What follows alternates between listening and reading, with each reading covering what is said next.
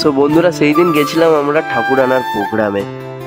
যদিও যাব আমরা কুমোরটুলির ঠাকুর আনতে, আমাদের টাইমটা ছিল ঠিক সন্ধ্যে 9টার সময়। তা আমরা বেরিয়ে পড়েছিলাম 8টার সময় টিফিন করে।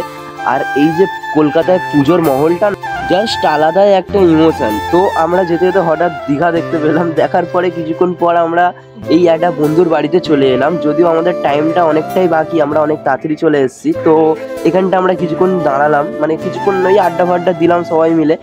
তো কিছুক্ষণ আড্ডা দেওয়ার পরে আমাদের হঠাৎ চলে আসে এখানে টিফিন। হ্যাঁ, টিফিনটা শেষ হয়ে গেছে গাইস।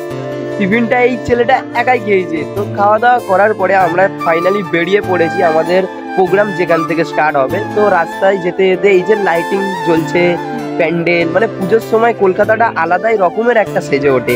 তো যাওয়ার পথে পুরীর মন্দির দেখতে পেলাম। দেখতে দেখা বলতে আমরা যেই প্যান্ডেল থেকে ঠাকুরটা আনতে যাব, তো একটা ভিডিওতে সব দেখানো সম্ভব না।